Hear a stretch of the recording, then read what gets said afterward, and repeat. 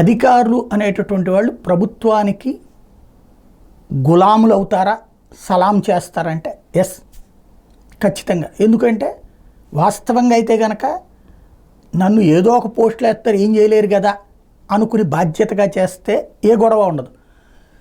అట్లాంటి వాళ్ళు 20-30% ఉంటున్నారు. వాళ్ళకి ఎప్పుడూ కీలక పదవులు రావట్ల ఏ ప్రభుత్వాలు వచ్చినా. అదే ఆ ప్రభుత్వంలో ఉన్న పెద్దలతో లేదా పార్టీల్లో ఉన్న పెద్దలతో మాట్లాడుకుంటుంటే ఒకళ్ళు పవర్లోకి వచ్చినప్పుడు కొంతమందికి మెయిన్ స్ట్రీమ్ వస్తున్నది, అప్పుడు రెండో పార్టీకి వాళ్ళు వచ్చినప్పుడు దాకా వెయిట్ చేసి మిగతా వాళ్ళు ఆ రెండో పార్టీ వాళ్ళని పట్టుకుంటున్నారు. అంతేగాని మనం అట్లాంటి వద్దు అని ఎవరు అనుకోవట్ల. ప్రాధాన్యమైనటువంటి పోస్టుల కోసం, పైరవీల కోసం జరుగుతున్నటువంటి తంతు ఇది. చివరికి వర్టికల్గా ఆంధ్రప్రదేశ్లో అధికార యంత్రాంగం డివిజన్ అయిపోయింది. తెలుగుదేశం పార్టీ హయాంలో ఉన్నటువంటి అధికారులని వైసీపీ వచ్చాక పక్కన పెట్టింది.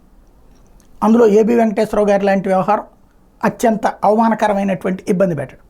ఇప్పుడు అదే పరిస్థితి వైసీపీ సంబంధించినటువంటి అధికార యంత్రాంగాలకి. పిఎస్ఆర్ ఆంజనేయులు ఇంటెలిజెన్స్ చీఫ్ దగ్గర నుంచి కొల్లి రఘురామరెడ్డి సిఐడికి కొల్లి రఘురామరెడ్డి, సంజయ్ సిఐడికి సంబంధించినటువంటి అధికారులు వీళ్ళందరూ వరుసపెట్టి చంద్రబాబు గారి దగ్గరికి వెళ్ళి కలిసి గత ప్రభుత్వం చెప్పినట్టు చేశామని చెప్పడానికి ట్రై చేసినట్టున్నారు. అయితే అక్కడ ఉన్నటువంటి చీఫ్ సెక్యూరిటీ ఆఫీసర్ అపాయింట్మెంట్ లేని వాళ్ళని ఎవరిని అనుమతించట్లేదని తేల్చి చెప్పడంతో వెనుతిరిగి వెళ్లాల్సి వచ్చింది. ఇప్పుడు ఇక వర్టికల్ డివిజన్ ఉంటుందన్నమాట. ఇది వైసీపీ అధికారులు, తెలుగుదేశం పార్టీ అధికారులు అన్నట్టు. ఇప్పుడు వైఎస్ఆర్ కాంగ్రెస్ పార్టీ హయాంలో కీలక బాధ్యతలలో ఉన్నటువంటి అధికారులందరూ అప్రాధాన్య పోస్టులకి వెళ్ళిపోతారు.